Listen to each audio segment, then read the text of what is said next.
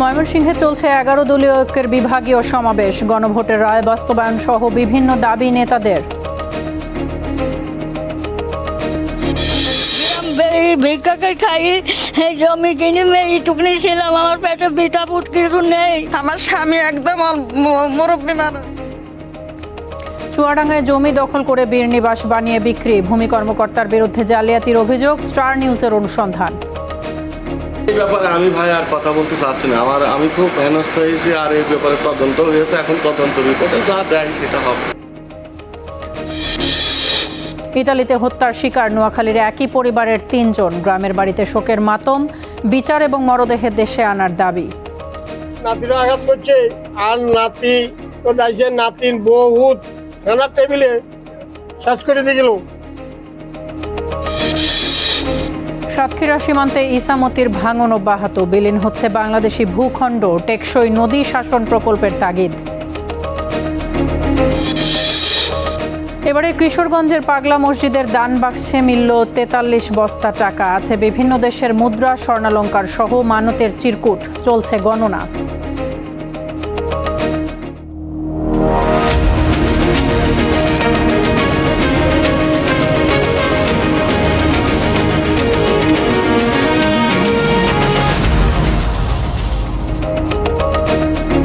News দেখছেন, তাসফিয়া তামান্না স্বাগত জানাচ্ছি স্টার বাংলায়। এতক্ষণ শিরোনামগুলো শুনছিলেন।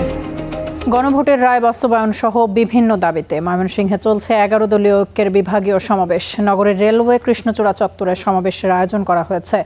এতে খণ্ড খণ্ড মিছিল নিয়ে যোগ দেন বিভাগের 4টি জেলার নেতাকর্মীরা। দুপুর 2টায় শুরু হয় সমাবেশ। এতে প্রধান অতিথি বাংলাদেশ খেলাফত মজলিসের আমির মামুনুল হক। এছাড়া যোগ দিয়েছেন জামায়াতে ইসলামের সেক্রেটারি জেনারেল মিয়া গোলাম পারওয়ার, এনসিপির মুখপাত্র আসিফ মাহমুদ সজীব ভুঁইয়া সহ 11 দলের অন্যান্য নেতারা।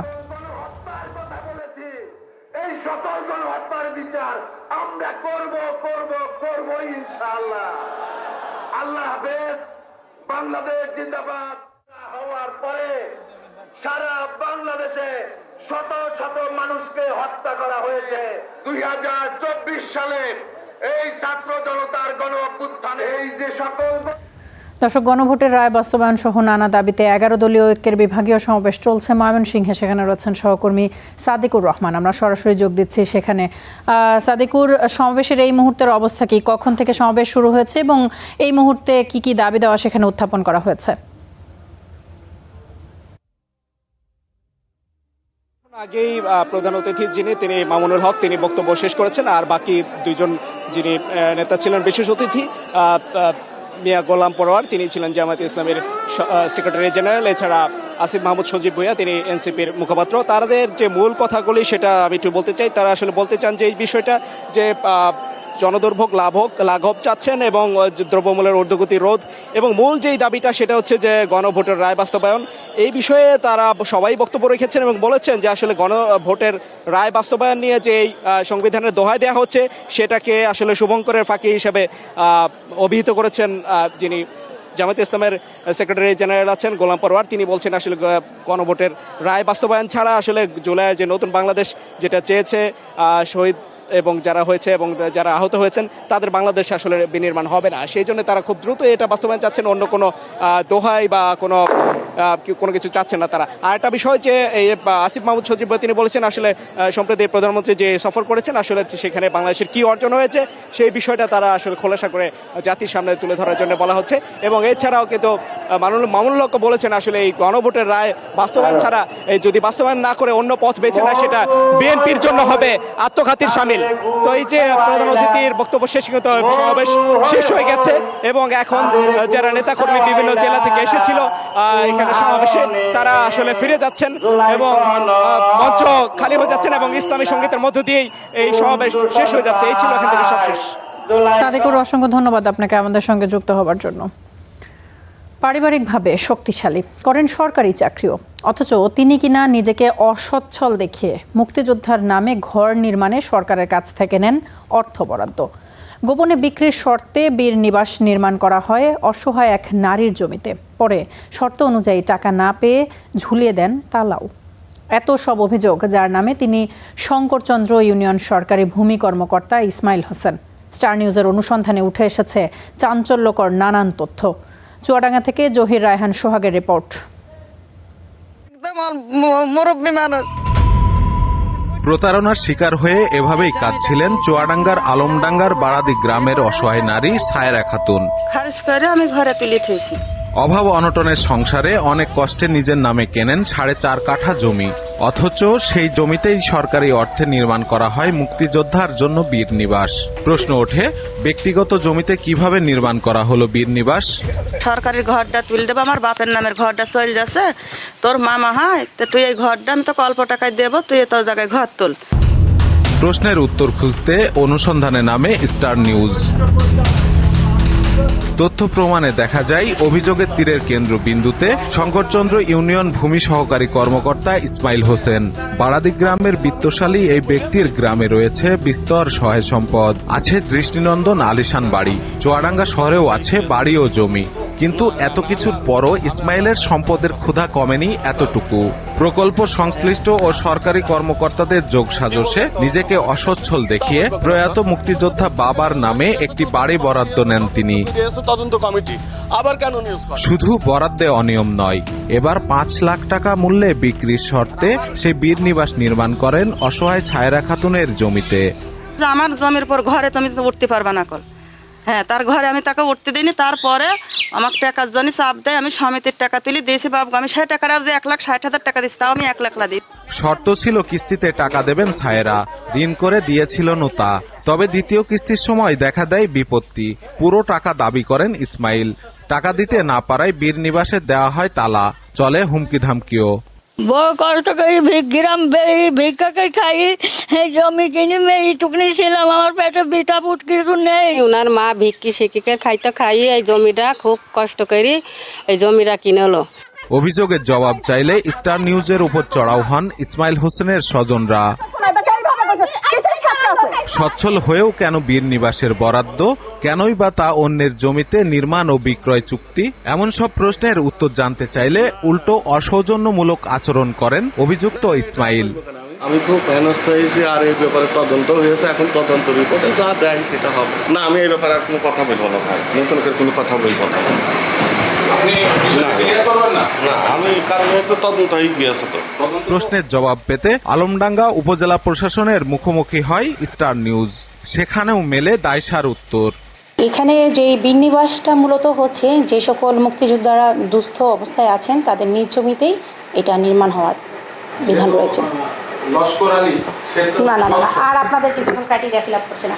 নীতিমালা অনুযায়ী নিজ জমিতে নির্মাণের বিধান থাকলেও সরকারি অর্থে নির্মিত বীর নিবাস অন্য কারো কাছে বিক্রি, হস্তান্তর বা ভাড়া দেয়া দণ্ডনীয় অপরাধ। উপজেলা প্রশাসন ন্যায় বিচার করবে, এমনটাই প্রত্যাশা হতদরিদ্র ছায়রা খাতুনের।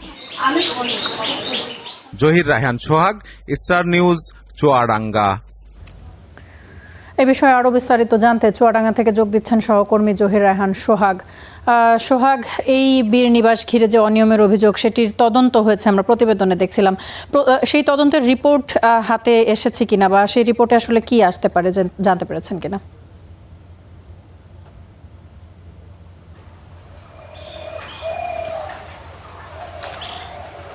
তামান্না, আমি এখন যেখানে দাঁড়িয়ে আছি এটি বারাদি ইউনিয়নের বারাদি গ্রাম, এটি আলমডাঙ্গা উপজেলাধীন। এই গ্রামের সবচেয়ে প্রভাবশালী বা জমিদার যারা, তাদের ভিতরে কিন্তু ইসমাইল হোসেন পরিবারও আছেন এবং তাদের এখানে প্রচুর সয় সম্পত্তি রয়েছে এবং চুয়াডাঙ্গা শহরেও আলিশান বাড়ি রয়েছে।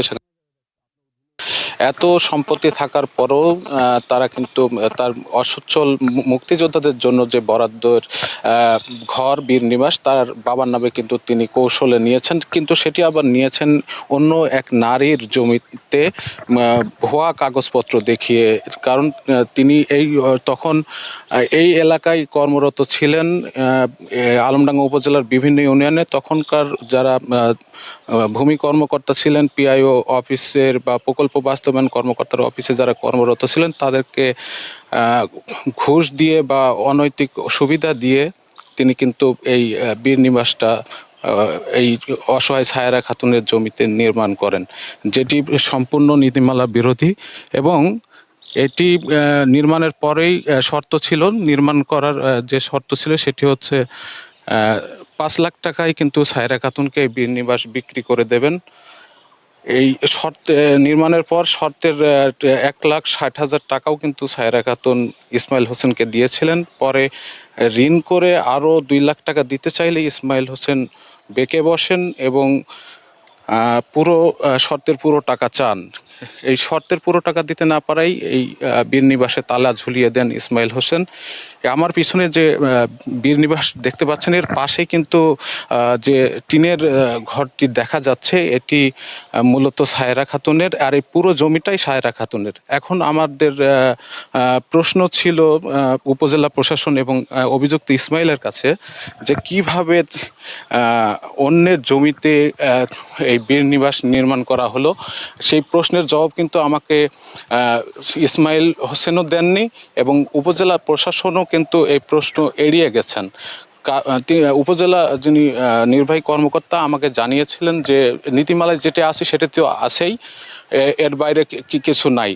তো এর পরে কিন্তু এই অনিয়মের অভিযোগে কিন্তু 3 সদস্যের কমিটি উপজেলা প্রশাসন থেকে গঠন করা হয়েছে এবং সেই কমিটির তদন্ত এখনো চলছে বলে আমরা জানতে পেরেছি। এবং আমাদের এখানে স্টার নিউজের অনুসন্ধানে এসে আমাদেরকে এখানে মব সৃষ্টি করে লাঞ্ছিত করার চেষ্টা করা হয়েছিল। তো মোটামুটি এখন পর্যন্ত এই ছিল তামান্না আমার কাছে চুয়াডাঙ্গা থেকে সর্বশেষ। ধন্যবাদ অসংখ্য আপনাকে আমাদের সঙ্গে যুক্ত হবার জন্য। দর্শক, ইতালিতে সন্তান সহ হত্যার শিকার নোয়াখালীর বাবুলের বাড়িতে চলছে শোকের মাতম। আহত হয়েছেন ছেলে। এমন হত্যাকাণ্ড কিছুতেই মানতে পারছেন না তার স্বজনরা। তারা ঘটনার বিচার এবং দ্রুত মরদেহগুলো দেশে ফিরিয়ে আনার দাবি জানিয়েছেন। আমার সব কিছু শেষ করে দিল 1 ঘন্টার ভিতরে।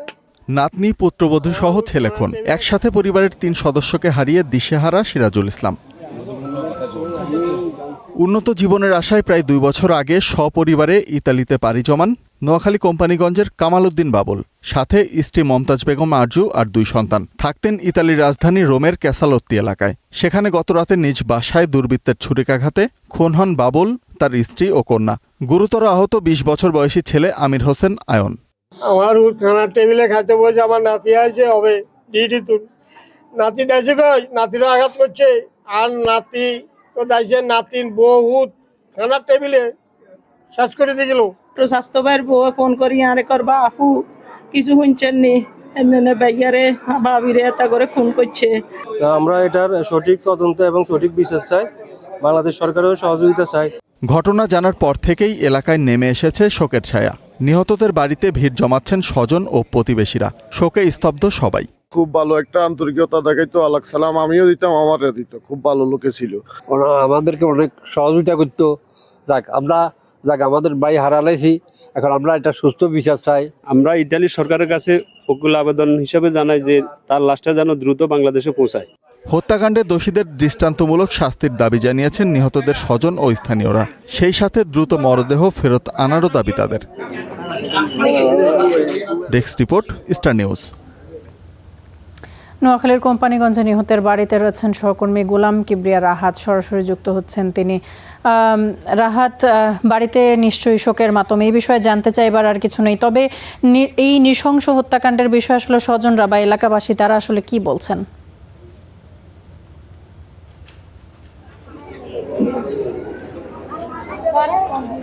জি তামান্না, আপনি যেমনটি বলছিলেন, আসলে শোকের মাতন সকাল থেকে আমরা অবস্থান করছি এই বাড়িতে আসলে শোকের মাতনও চলছে। এখানে কিছুক্ষণ পর তাদের আত্মীয়স্বজন আসছে আর সবাই শোকের মাতন হচ্ছে এবং তাদের কথা বলছে এবং তারা কান্নাকাটি করছে। এ বিষয়ে আমরা কিছু তথ্য আমাদের কাছে এসেছে। ওইখানে ইতালির রোমে তাদের এখানে পরকীয়ার একটা বিষয় আমাদের কাছে কিছু তথ্য এসেছে, তবে এখনো কোনো সুনির্দিষ্ট তথ্য আমরা এখনো পাইনি। তবে এইসব বিষয় নিয়ে অনেক কথাবার্তা চলছে এবং যারা স্বজনরা আছে তারা বলছেন যে দ্রুত যেন যে এই ন্যাক্কারজনক ঘটনা ঘটেছে তাকে যেন দ্রুত গ্রেপ্তার করে। ইতিমধ্যে ওই ইতালি থেকে আমাদেরকে জানিয়েছে যে এই ঘটনায় জড়িত নোয়াখালীর কোম্পানিগঞ্জের একই এলাকার শাহাদাত হোসেন নামে তাকে আটক করা হয়েছে এবং আরও একজনকে আটক করা হয়েছে, তবে তার সাথে কোনো সন্দেহভাজনভাবে। আমরা একটু কথা বলার চেষ্টা করব নিহতর চাচাতো ভাইয়ের সাথে, জানতে চাইব যে তাদের পরিবার থেকে এখন তারা কি বলছেন। আপনার কাছে একটু জানতে চাই যে কিভাবে হত্যাকাণ্ড হয়েছে, আপনারা কি শুনেছেন বা জেনেছেন? আমরা যতটুকু শুনেছি, গতকালকে একটা পার্কে যে যে হত্যা করছে তার সাথে বাড়াবাড়ি হয়েছিল, এরপরে ওখান থেকে যায় সে বাসায় তাকে হত্যা করছে। তো এই ব্যাপারে আমরা শুনতেছি, আমরা এক্স্যাক্টলি শুনি নাই, যদিও হত্যাকারী যেই হোক আমরা চাই তাকে অতি দ্রুত আইনের আওতায় নিয়ে আসে, তার দৃষ্টান্তমূলক শাস্তি আমি ফাঁসি দাবি করছি এবং এর সাথে সাথে মাননীয় প্রধানমন্ত্রী এবং প্রবাসী কল্যাণ মন্ত্রণালয়ের হস্তক্ষেপ কামনা করছি, যাতে করে আমরা অতি সত্বর লাশগুলা দেশে আনি, আমরা তাদেরকে কবরস্থ করতে পারি এবং এক লাশ দেখাটা দেখতে পারি। এটা আমাদের আত্মীয় স্বজন সবার পক্ষ থেকে আবেদন মাননীয় প্রধানমন্ত্রীর কাছে। ধন্যবাদ। জি, আত্মীয় স্বজন সহ যারা আছেন তাদের আসলে এখন একটাই আবেদন, দ্রুত যেন তাদের এই লাশগুলো নোয়াখালী কোম্পানিগঞ্জের যে চরকাকড়ার আর হৃদয়নগর গ্রামে আছে তাকে নিয়ে আসা এবং নিহতদের আত্মীয় স্বজন যেন যারা এই ঘটনার সাথে জড়িত তাদেরকে গ্রেপ্তার করা এখন এই এলাকার মানুষের দাবি। এই ছিল নোয়াখালী কোম্পানিগঞ্জ চরকাকড়া হৃদয়নগর থেকে আমার কাছে সর্বশেষ পরিস্থিতি। রাহাত, অসংখ্য ধন্যবাদ আপনাকে আমাদের সঙ্গে যুক্ত হবার জন্য। গাজীপুরের শ্রীপুরে একটি পোশাক কারখানার শ্রমিকদের সাথে পুলিশের ধাওয়া পাল্টা ধাওয়ার ঘটনা ঘটেছে। সকালে টেপির বাড়ি এলাকায় এই ঘটনা ঘটে। কালার অ্যান্ড লিমিটেডের একটি নারী শ্রমিক গত বুধবার মারা যান। প্রতিবাদে পরদিন সুপারভাইজার এবং ম্যানেজারের বিচারের দাবিতে বিক্ষোভ করেন শ্রমিকরা। পরে কারখানা কর্তৃপক্ষ ছুটি ঘোষণা করে। আজ সকালে কারখানায় শোক সভা এবং দোয়া মাহফিলের আয়োজন করা হয়। এ সময় হঠাৎ উত্তেজনা ছড়ায়। পরে পুলিশের সাথে সংঘর্ষ হয়। মাওনা গফরগাঁও আঞ্চলিক সড়ক অবরোধ করে শ্রমিকরা।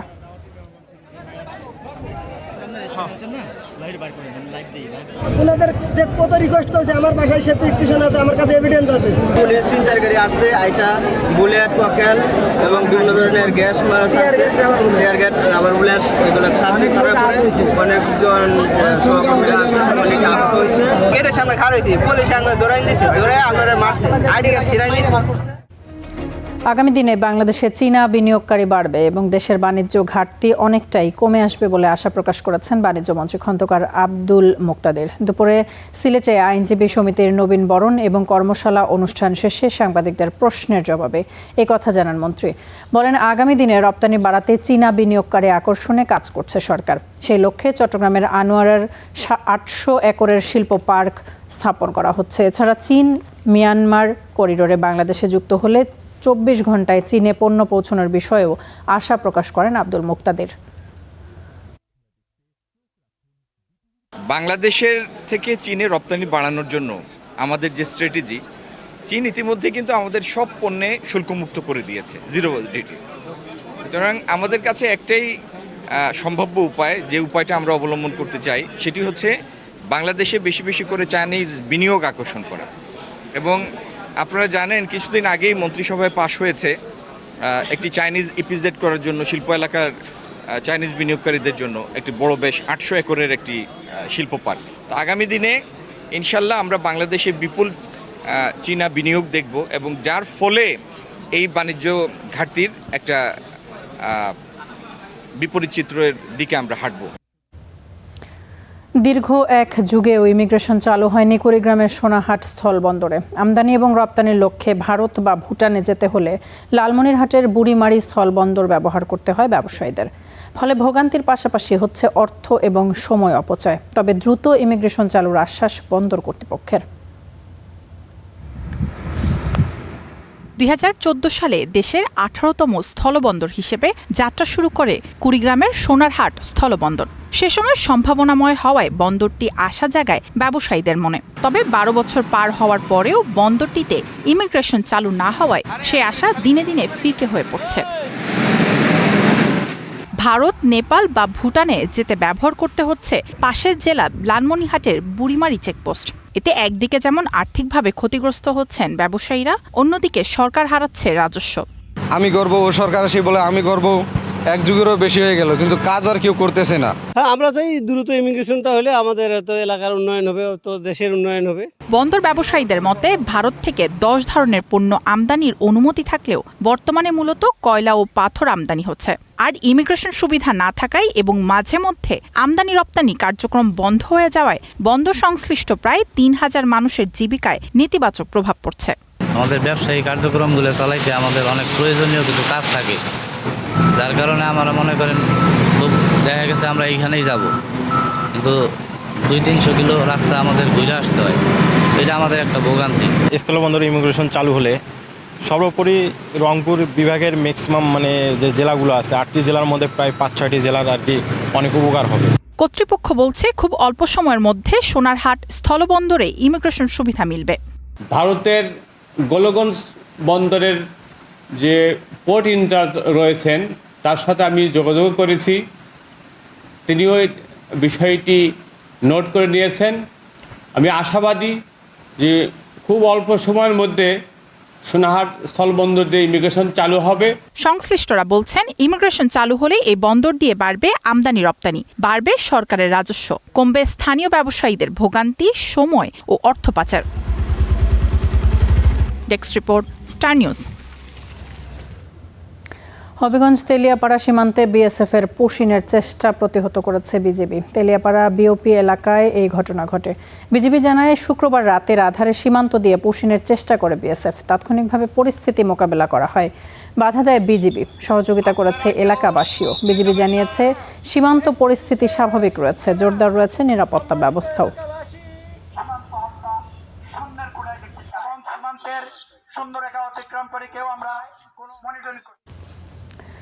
ঝিনাইদহ সীমান্তবর্তী বেলেহাটি গ্রাম থেকে 2টি বিদেশি পিস্তল, 4টি ম্যাগাজিন এবং 6 রাউন্ড গুলি উদ্ধার করেছে বিজিবি। প্রেস বিজ্ঞপ্তিতে 58 বিজিবি জানায় গোপন সংবাদের ভিত্তিতে ভোরের দিকে বেলেহাটি এলাকায় চেকপোস্ট বসিয়ে তল্লাশি চালানো হয়।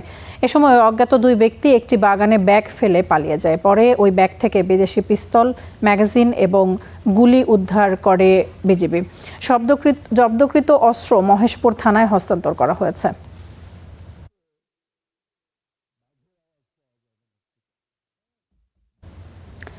নদী সরে গেলে সীমান্ত সরে যায়। বছরের পর বছর ধরে সাতক্ষীরা ইসামতির ভাঙনে এভাবে ভূমি হারাচ্ছে বাংলাদেশ। ভারত তাদের অংশ কঠোর নদী শাসনের আওতায় আনলেও দায় সারা উদ্যোগ এপারে বাংলাদেশের। ভারত বাংলাদেশের সীমান্ত নদী ইছামতি। এই নদীর অব্যাহত ভাঙনে সীমানা পাল্টে যাচ্ছে সাতক্ষীরার দেবহাটা অংশের। প্রতি বর্ষায় কমছে বিস্তীর্ণ জমি, প্রায় হারিয়ে গেছে চর দেবহাটা ও রাজনগর মৌজার অস্তিত্বই। এপারে কমে ওপারে ভারতের অংশে জেগে উঠেছে নতুন ভূমি। জেগে ওঠা চরে ভারত নির্মাণ করছে নতুন স্থাপনা। ওই দুটো মৌজা 62 সালের পর থেকে বিলীন হয়ে যাওয়ার ফলে নতুন যে জরিপ ওইটা আসেনি। একসময় যেখানে ছিল বিস্তীর্ণ কৃষি জমি, আজ সেখানে নদীর ঢেউ। বছরের পর বছর ধরে ভাঙন চললেও কার্যকর ব্যবস্থা নেই প্রশাসনের, অভিযোগ স্থানীয়দের। নদী শাসনে দুই দেশের পার্থক্যও চোখে পড়ার মতো।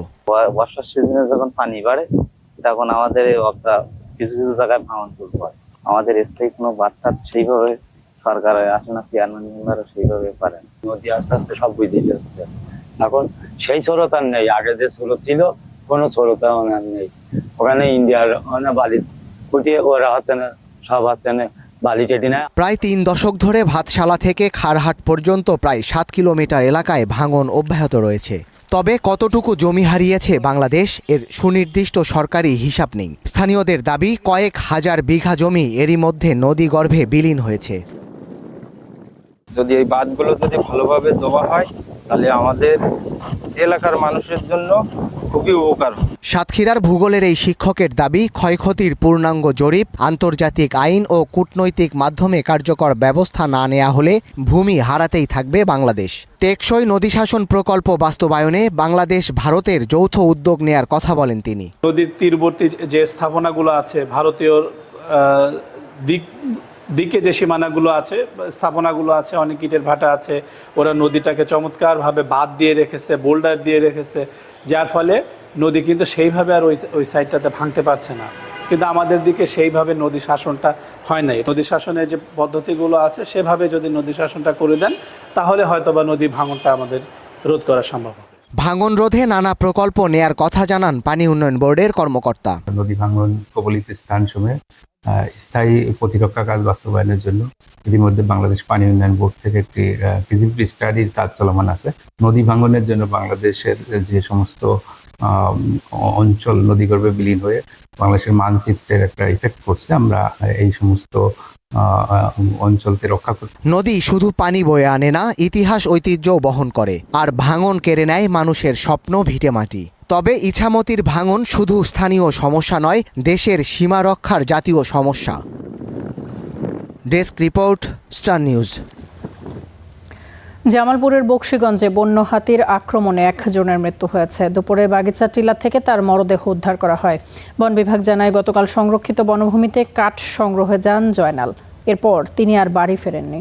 পরে আজ সকালে ডুমুরতলা বিটে স্বজনরা নিখোঁজের খবর জানান। এরপর বন বিভাগের কর্মীরা বিভিন্ন স্থানে যৌথ তল্লাশি চালান। পরে দুপুরে সংরক্ষিত বনভূমির বাগিচা টিলা থেকে জয়নালের মরদেহ উদ্ধার করা হয়। মরদেহ দেখে ধারণা করা হচ্ছে হাতির আক্রমণেই মৃত্যু হয়েছে। কিশোরগঞ্জের ঐতিহাসিক পাগলা মসজিদের 13টি দান সিন্ধুকে এবারে মিলেছে 43 বস্তা টাকা। রয়েছে বিভিন্ন দেশের মুদ্রা, স্বর্ণালংকার সহ মানতের চিঠি।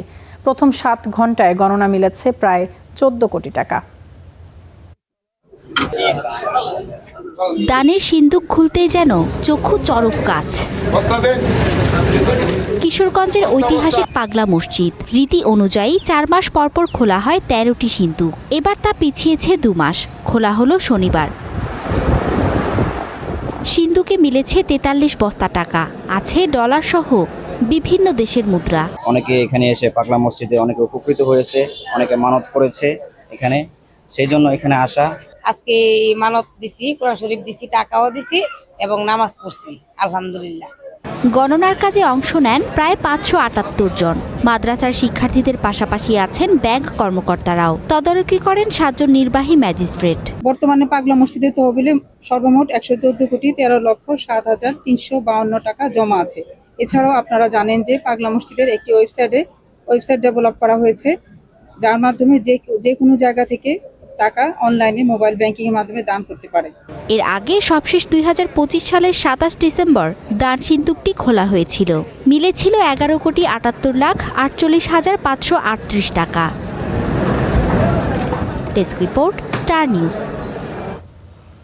এ পর্যায়ে পাগলা মসজিদ থেকে যুক্ত হচ্ছেন সহকর্মী শরীফুল ইসলাম। শরীফুল, টাকা গণনা কত দূর? অনেকে তো মানতের চিরকুটও দিয়েছেন, উল্লেখযোগ্য কিছু নজরে পড়েছে কিনা জানাবেন।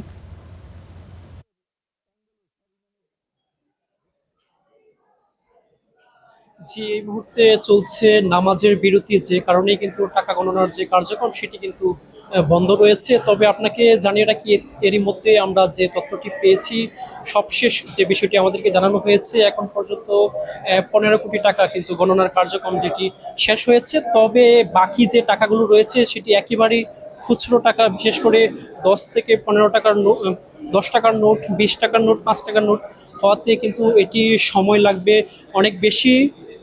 এছাড়াও আপনি যে বিষয়টি জানতে চেয়েছেন যে আসলে মানতের পাশাপাশি কিন্তু অনেকেই যে চিরকুট দিয়ে থাকেন, বিশেষ করে আমরা যে চিরকুটগুলো কিন্তু অন্যান্য সময় আমরা গণমাধ্যমে প্রকাশ করার সুযোগ পেলেও কিন্তু এবার কিন্তু 7 জন নির্বাহী ম্যাজিস্ট্রেটের মাধ্যমে কিন্তু একেবারে যে মানুষের যে একেবারে ব্যক্তি তত্ত্ব সেটি যাতে প্রকাশ না পায়, সেজন্য কিন্তু চিরকুট যে প্রকাশের যে বিষয়টি সেটি কিন্তু একেবারে বন্ধ করে দেওয়া হয়েছে। যে কারণে কিন্তু অন্যান্য সময়ের তুলনায় কিন্তু এবার কিন্তু আমরা এরকম চিরকুটের যে বিষয়গুলো সেগুলো আমরা জানতে পারিনি।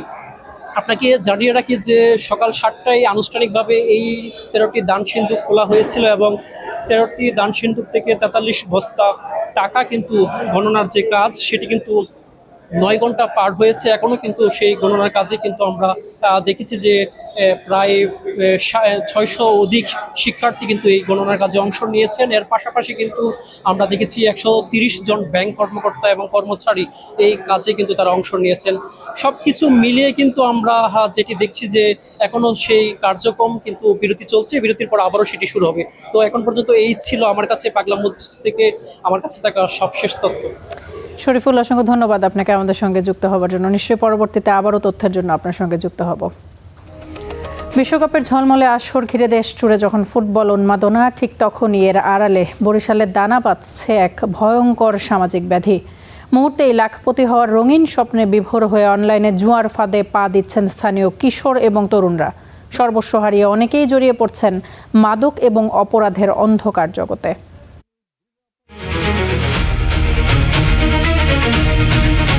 মাঠে গড়াচ্ছে বল, উল্লাসে মেতে উঠছে কোটি ফুটবল প্রেমী। ফুটবল বিশ্বকাপকে পুঁজি করে বরিশালের শহর থেকে প্রত্যন্ত অঞ্চলেও ছড়িয়ে পড়েছে এক ভয়ঙ্কর সবল অনলাইন জুয়া বা বেটিং। বিশ্বকাপের সময়, টি-20-র সময়, ঠিক আছে, ক্রিকেটের সময় তারা এই সময় মানে জুয়াটা খেলে, যেমন বিপিএল এর সময় একটা দল এরকম তারা এই জুয়ায় আসক্ত হয়ে পড়ে। অনুসন্ধানে জানা যায় বন্ধু কিংবা নিকটাত্মীয়ের হাত ধরেই এই অন্ধকার দুনিয়ায় প্রবেশ করছে তরুণরা। এরপর জড়িয়ে পড়ে এই নিষিদ্ধ চক্রে। একসময় জুয়ার টাকা জোগাড় এবং হারের হতাশায় মাদক সহ চুরি, ছিনতাইয়ের মতো অপরাধমূলক কর্মকাণ্ডেও যুক্ত হন। তাদের কাছ থেকে ডিপোজিট করলাম, ডিপোজিট করার পরে যে খেলতে দেখছি নিজেটা প্রথম পাইতাম। আমার পরিবারও ক্ষতিগ্রস্ত হয়েছে, আমিও ক্ষতিগ্রস্ত হয়েছি। চলতি মাসেই অনলাইন জুয়া ও মাদকাসক্ত 123 তরুণকে মাদক নিরাময় কেন্দ্রে ভর্তি করেছে তাদের পরিবার। যে বয়সে তিনি তার জীবনের ভিত্তিটি গড়ে তুলবেন, সেই বয়সেই তিনি যখন স্মার্টফোনের মাধ্যমে অনলাইন জুয়া, মাদক বা মানসিক রোগে ফল ইন করছে, তখন নিশ্চিতভাবে বলা যায় তার ভবিষ্যৎ আসলে অন্ধকারচ্ছন্ন। এ থেকে তাদেরকে এখনই ফিরিয়ে আনার সময়। এজন্য প্রতিটি পরিবারের সদস্যরা তারা ভূমিকা পালন করতে পারে। পরিবারের সচেতনতা সব থেকে বেশি জরুরি। অনলাইন জুয়ার এই সিন্ডিকেট ভাঙতে তৎপরতা বাড়ানো হয়েছে বলে দাবি আইন শৃঙ্খলা বাহিনীর। জোরদার করা হয়েছে সাইবার নজরদারি। কোন দল জিতবে বা কোন দেশ জিতবে এটার উপর তারা একটা বাজি ধরে। তো এই বিষয়গুলোকে আমরা মাথায় রেখে আমাদের নিজস্ব একটা পরিকল্পনা রয়েছে এবং আমাদের যে সাইবার প্যাট্রোলিং টিম রয়েছে তারাও নিয়মিত অনলাইনে প্যাট্রোলিং কার্যক্রম অব্যাহত রেখেছে। সে ব্যাপারে আমাদের এটার একটি তৎপরতা আমাদের মধ্যে কিন্তু আছে এবং বরিশাল মেট্রোপলিটন পুলিশের নিজস্ব একটি পরিকল্পনা রয়েছে এইটা যেন না হতে পারে। পুলিশি অভিযানের বাইরে অভিভাবকদের সচেতন থাকার উপর জোর দিচ্ছেন সংশ্লিষ্টরা। সৈয়দ মেহেদী হাসান, স্টার নিউজ, বরিশাল। বিশ্বকাপের ফুটবলের উন্মাদনা ছড়িয়ে পড়েছে সারা দেশে। মাঠে ঘাটে সবখানে আড্ডা আর আলোচনার কেন্দ্রে ফুটবল উন্মাদনার খবর জানতে চলে যাচ্ছি বাগেরহাটে ফুটবল প্রেমীদের সাথে নিয়ে। সেখান থেকে আমাদের সাথে যোগ দিচ্ছেন সহকর্মী এস সোহান। ফুটবল প্রেমীদের উন্মাদনা এবং প্রত্যাশার খবর আপনি আমাদেরকে জানাবেন।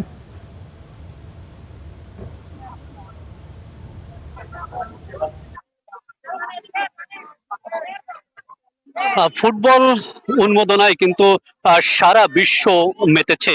সেই ছোঁয়া বাংলাদেশেও লেগেছে। বাংলাদেশের মাঠে ঘাটে সব জায়গায় কিন্তু একই অবস্থা। এই মুহূর্তে আমরা রয়েছি বাগেরহাট সরকারি পিছি কলেজে। যে পিছি কলেজের যে ফুটবল মাঠটি রয়েছে সেই মাঠে এখন আমরা অবস্থান করছি। এখানে কিন্তু আসলে দেখতে পাচ্ছেন প্রচুর পরিমাণ ফুটবল প্রেমী দর্শক এবং শ্রোতা রয়েছেন। তারা কিন্তু প্রত্যেকেই আলাদা আলাদা দলকে সাপোর্ট করছেন।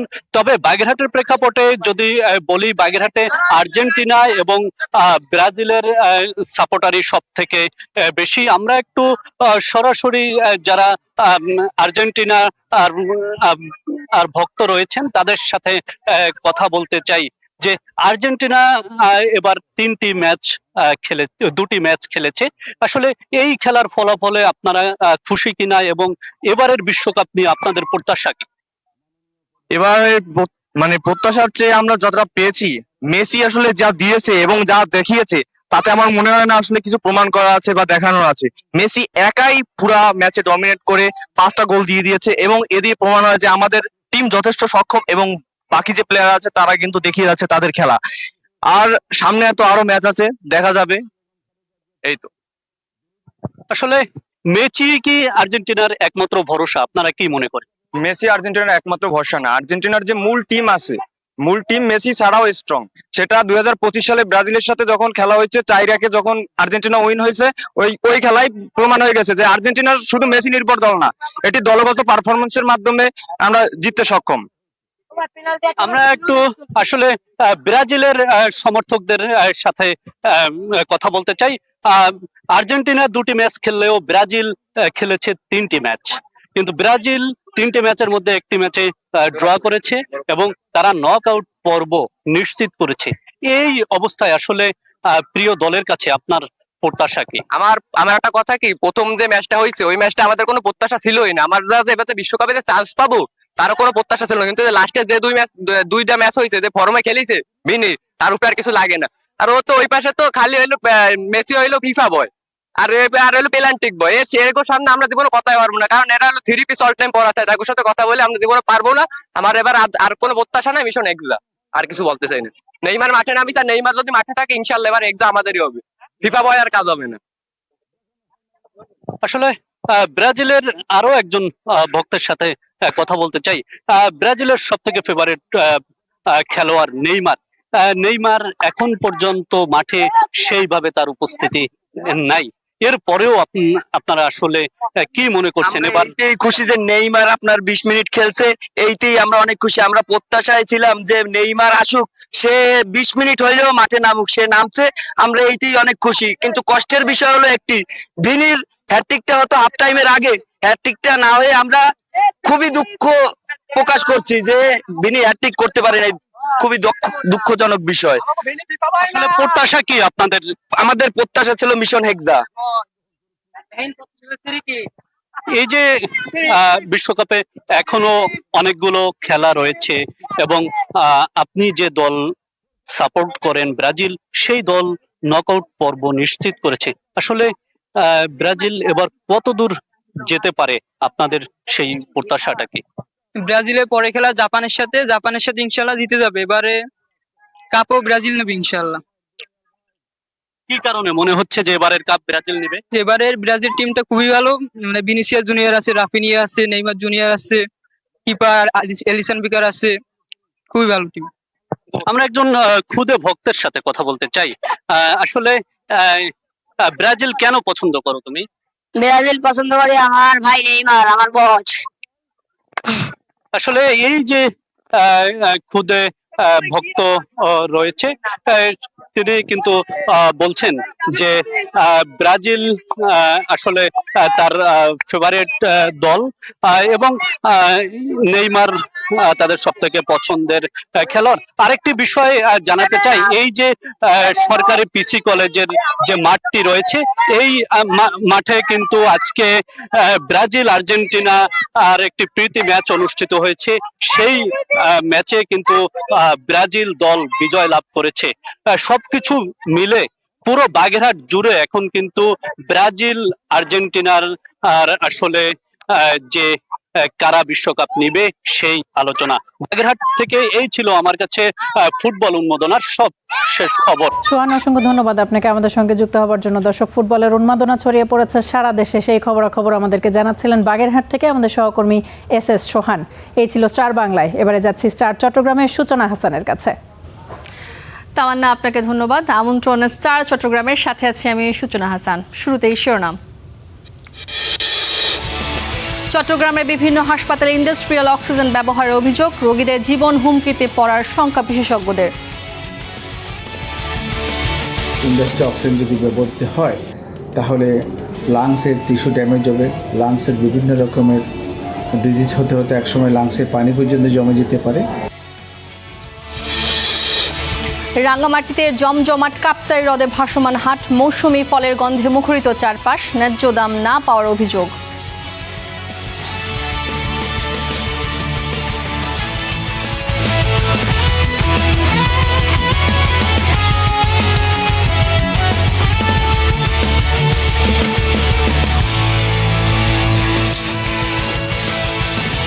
যে অক্সিজেন মানুষের জীবন বাঁচায়, সেই অক্সিজেনকে ঘিরেই এবার কারসাজির অভিযোগ চট্টগ্রামে। জীবন রক্ষাকারী মেডিকেল অক্সিজেনের নামে হাসপাতালে ব্যবহার হচ্ছে ইন্ডাস্ট্রিয়াল অক্সিজেন, যাতে রোগীর জীবন হুমকির মুখে পড়তে পারে বলে শঙ্কা জনস্বাস্থ্যবিদদের। সংকটাপন্ন রোগীর জীবন বাঁচাতে অনেক ক্ষেত্রেই অপরিহার্য মেডিকেল অক্সিজেন। বিভিন্ন প্রতিষ্ঠানের মাধ্যমে সে অক্সিজেন সরবরাহ হয় হাসপাতালগুলোতে। কিন্তু চট্টগ্রামের বিভিন্ন হাসপাতালে মেডিকেল অক্সিজেনের নামে ইন্ডাস্ট্রিয়াল অক্সিজেন সরবরাহ করা হচ্ছে এমন অভিযোগের সূত্র ধরে অনুসন্ধানে নামে স্টার নিউজ, যেখানে নগরীর অক্সিজেন এলাকায় খোঁজ মিলে দি বিলকিন নামে প্রতিষ্ঠানের বাইরে তালা ঝুলিয়ে লোকচক্ষুর আড়ালে চলছে যাদের কর্মযোগ্য। মালিকে ইয়া করে দিচ্ছে, ওটা মানা করে দিচ্ছে, এখান থেকে ওই বিলকিন ঝুঁকিপূর্ণের কারণে ওটা ছাড়িতে বলেছে আর কি। মাঝে মাঝে মালটাল ধুয়ে যায়, এমনি দেখতাম মালটাল তুলতো, এটা আর কি সিলিন্ডার বোতল এগুলো। জেনারেটর সার্ভিস নামে ট্রেড লাইসেন্স নিয়ে এই প্রতিষ্ঠান নগরীর বিভিন্ন বেসরকারি হাসপাতালে দিব্যি সরবরাহ করে যাচ্ছে ইন্ডাস্ট্রিয়াল অক্সিজেন। অভিযোগ, বৈধ অনুমোদন ছাড়াই অক্সিজেন সরবরাহ করছে তারা, যদিও তার দায় নিতে রাজি নয় প্রতিষ্ঠানের কেউই। আপনাদের ওই যে প্রতিষ্ঠান দা বিলকিন, ওখানে কি আপনি আসেন না বা নাই? না, আমি এখন কাজ করছি না ভাই এখানে। আচ্ছা, এটা তো আপনার প্রতিষ্ঠান? না না ভাই, আমার প্রতিষ্ঠান না। সম্প্রতি নগরীর আকবরশাহ এলাকায় একটি দোকানে মেডিকেল অক্সিজেনের নামে ইন্ডাস্ট্রিয়াল অক্সিজেন বিক্রির ঘটনায় নড়ে চড়ে বসেছে ঔষধ প্রশাসন। এই বিষয়ে তদারকি বাড়ানোর কথা বলছে সংস্থাটি। যদি ভুইফল প্রতিষ্ঠান থাকে, আমরা যদি জানি, তাহলে আমরা সেখানে অভিযান চালাবো এবং আমরা খতিয়ে দেখবো যে আসলে বিষয়টা এরকম হচ্ছে কিনা, ইন্ডাস্ট্রিয়াল অক্সিজেন, মেডিকেল অক্সিজেন হিসেবে ব্যবহার হচ্ছে কিনা। শিল্প কারখানায় ব্যবহৃত অক্সিজেন মানবদেহের জন্য ঝুঁকিপূর্ণ বলে মত বিশেষজ্ঞদের। বলেন, এতে অক্সিজেনের মাত্রা থাকলেও কার্বন মনোক্সাইড সহ বিভিন্ন ক্ষতিকর গ্যাসের উপস্থিতি থাকতে পারে, যা রোগীর জীবনের জন্য হুমকি হয়ে উঠতে পারে। ইন্ডাস্ট্রিয়াল অক্সিজেন যদি ব্যবহৃত হয় তাহলে লাংসের টিস্যু ড্যামেজ হবে, লাংসের বিভিন্ন রকমের ডিজিজ হতে হতে একসময় লাংসে পানি পর্যন্ত জমে যেতে পারে। আর আমাদের যে নার্ভাস সিস্টেম আছে, সেই নার্ভাস সিস্টেমের দীর্ঘমেয়াদী ক্ষতি হতে পারে। জীবন বাঁচানোর উপকরণ মেডিকেল অক্সিজেন ভেজাল মুক্ত করতে সরকারকে উদ্যোগী হওয়ার তাগিদ জনস্বাস্থ্যবিদদের। মামুন রশিদ, অভি, স্টার নিউজ, চট্টগ্রাম। মিয়ানমারে পাচারকালে 1450 বস্তা সিমেন্ট সহ 21 জনকে আটক করেছে নৌবাহিনী। এই বিষয়ে জানাতে টেকনাফ থেকে যুক্ত হচ্ছেন আমাদের সহকর্মী শহীদুল্লাহ। শহীদ, নৌবাহিনীর এই অভিযান ও সিমেন্ট জব্দের বিষয়ে আমাদেরকে একটু বিস্তারিত জানাবেন।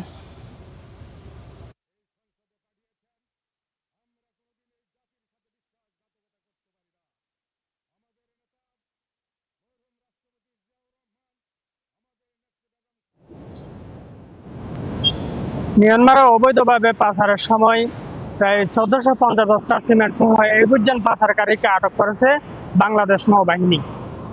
আমরা আপনাদেরকে যে তথ্যগুলো জানাতে চাই যে গতকালকে রাতে বঙ্গোপসাগরে সেন্ট মার্টিনের যে বঙ্গোপসাগর রয়েছে, সে বঙ্গোপসাগরে যে বাংলাদেশ নৌবাহিনী টহলরত অবস্থায় দুটি বুট সহ প্রায় 1450 বস্তা সিমেন্ট সহ প্রায় 21 জন পাচারকারীকে আটক করেছে বাংলাদেশ নৌবাহিনী। তবে তাদেরকে আটকের পরে 21 জন পাচারকারীকে টেকনাফ থানায় হস্তান্তর করা হয়েছে এবং পরবর্তীতে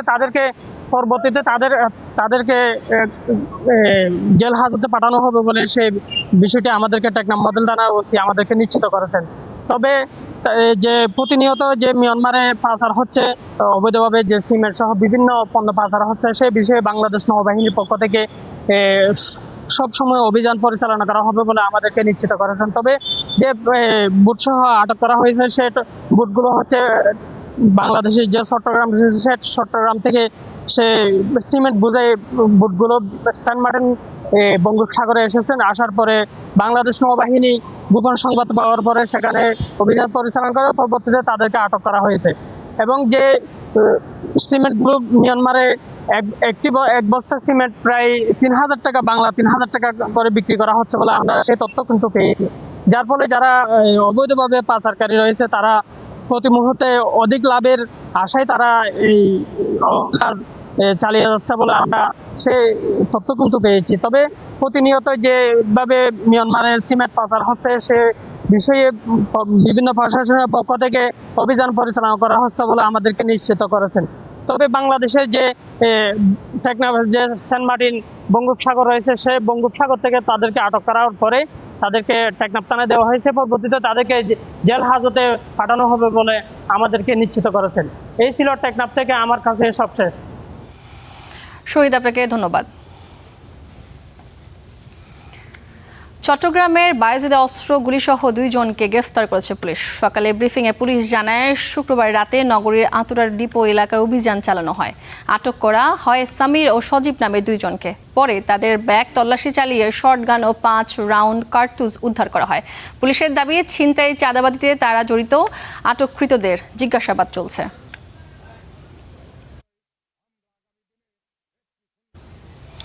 কক্সবাজারে সাগরে গোসলে নেমে এক পর্যটক নিখোঁজ হয়েছেন। দুপুরে উখিয়ার ইনানি সৈকতে এই ঘটনা ঘটে। প্রত্যক্ষদর্শীরা জানান, নৌবাহিনীর জেটি ঘাটের দক্ষিণ পাশে সৈকতে গোসল করতে নামে কয়েকজন। এক পর্যায়ে ভেসে যায় সাইম। বীজকর্মীরা উদ্ধারের চেষ্টাও চালায়, তবে ব্যর্থ হয় তারা। তাকে উদ্ধার চেষ্টা অব্যাহত রয়েছে। নিখোঁজ সাইম চট্টগ্রামের হাট হাজারীর কুয়াইস এলাকার বাসিন্দা। বকেয়া পরিশোধ সহ মিল চালুর দাবি জানিয়েছে চট্টগ্রামের এশিয়াটিক কটনের শ্রমিক কর্মচারীরা। বিকেলে নগরীর আমিন জুট মিল এলাকায় মানববন্ধন করেন তারা। এতে বক্তারা বলেন, 3 দশক ধরে কারখানাটি বন্ধ করে দেওয়ার 1200 শ্রমিক বেকার হয়ে পড়েছেন। দীর্ঘদিন ধরে নানা দাবি পরেও বকেয়া বেতন পরিশোধ করা হচ্ছে না। অবিলম্বে দাবি না মানলে কঠোর আন্দোলনের হুঁশিয়ারি দেন তারা।